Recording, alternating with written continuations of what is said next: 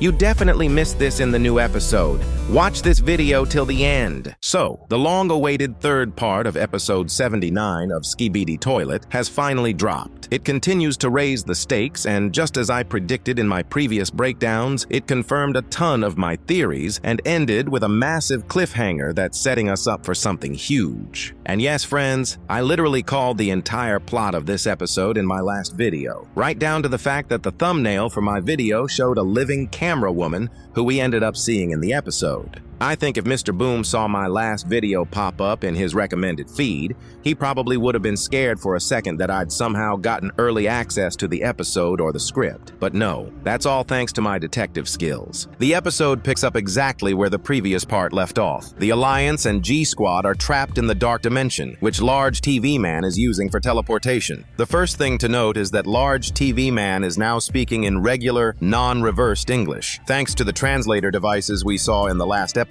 communication within the Alliance has reached a new level. The TV men's speech is now understandable to everyone without subtitles or reversing, which makes the narrative much more dynamic. The Watchman of Doom is holding the portal open, preventing our heroes from escaping, while the Hunter and several skibidis launch an attack. A fierce battle breaks out. It's worth noting that the animation in this scene raised some questions for me and many other viewers. It felt a bit atypical for the series, less fluid, which sparked discussions about whether it was a stylistic choice to portray the chaos of the gates, or if it wasn't animated by Mr. Boom at all. Although the description says he did animate it, I personally don't understand what happened with the animation. Anyway, let's not dwell on that. Large TV Man engages in a furious clash with the Hunter and seemingly gets the upper hand, literally tearing him to pieces. However, this was all part of the Astro's cunning plan. While everyone's attention was on the fight, other Astros had managed to scatter tracking devices throughout the dimension to pinpoint the final destination of the teleport, the Speakerman's base. What follows is a scene that's unusual for the series, resembling a video game quest. The POV agent is forced to run around the location and destroy these beacons. The scene felt drawn out and out of place with the episode's usual storytelling, and personally, I wasn't a huge fan of it. It reminded me of a cheap quest in a horror game. Nevertheless,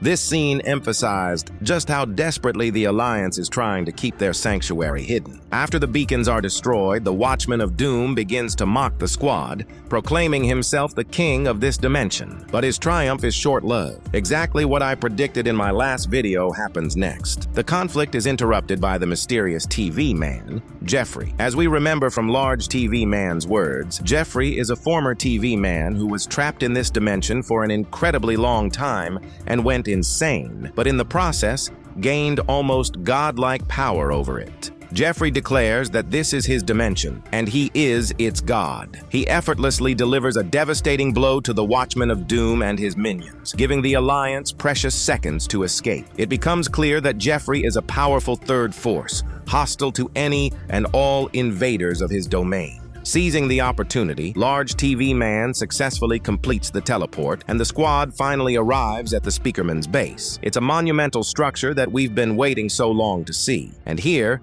viewers are in for the episode's biggest shock. Among those greeting them stands a living and unharmed camera woman. The POV character, through whose eyes we're watching the series, can't believe it. He states that he has a recording of her sacrificing herself by getting caught in the Watchman of Doom's red glare. This moment completely confirms the theory that her death was either staged or that there was direct intervention from the computer men, who, as we recall from the previous part of this episode, appeared for a split second at the moment of her demise, and most likely transferred her consciousness or replaced her with a hologram. Her return is a massive morale boost for the battered forces of the cameramen. The episode ends, as expected, with a powerful hint of what's to come.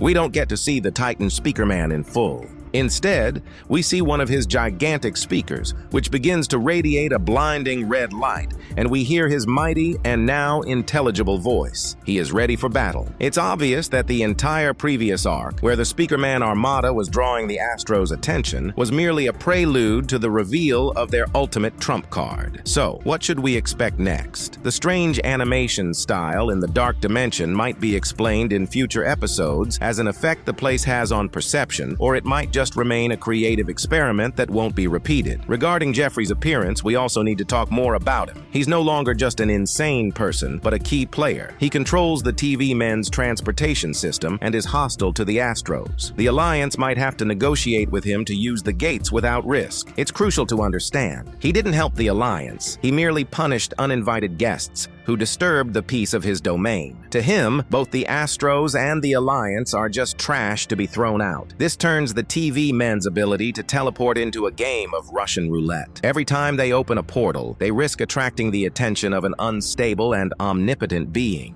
In the future, this could lead to catastrophic consequences. Jeffrey could intentionally distort the exit point, trap someone in the dimension forever, or even try to break through into the real world. The Astros, in turn, might try to study him and find a way to either subdue him or copy his abilities, which would make them an even more formidable foe. I also still can't believe I predicted the return of the camera woman. Her miraculous rescue is a literal miracle of my perfect plot prediction. It's also the final confirmation of the existence and active involvement of the computer men. They operate in secret, saving key agents at critical moments. Now that the detective cameraman and others have seen her alive, the secret of the computer men may soon be revealed to the entire Alliance. This is where the ticking time bomb lies. The POV character from the last episode is now a living witness to a miracle. He has a recording of Camera Woman's death, and now he's seen her alive with his own eyes.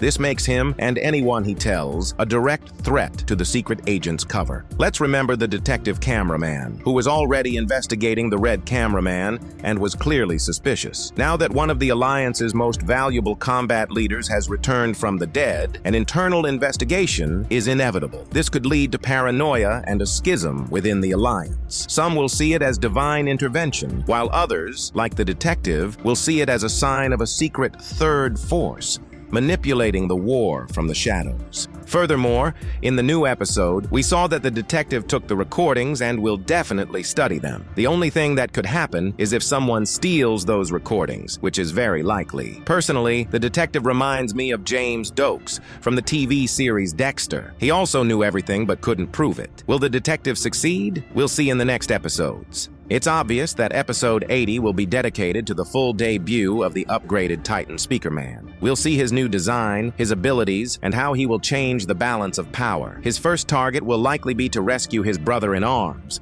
the Titan TV Man, from the control of the Astro Parasite's core. A battle between 2 or perhaps 3 Titans is inevitable. His upgrades will most likely be based on Astro technology, just like the rest of the Armada. It's plausible that his sonic attacks will now be tuned to frequencies capable of destroying or bypassing the Astro's energy shields, which are their main defensive advantage. But the main question is his psychology. He remembers how G-Man and he, while infected by the skibidi parasite, destroyed Alliance agents together. After such a trauma, will he be able to accept the G-Squad as allies? His first encounter with G-Man will be a true test for this fragile alliance. But for the Titan Speakerman, it won't be easy. Perhaps the key to his forgiveness will be information about the whereabouts of the Titan Cameraman, which, as we've speculated, could be provided by G-Man himself.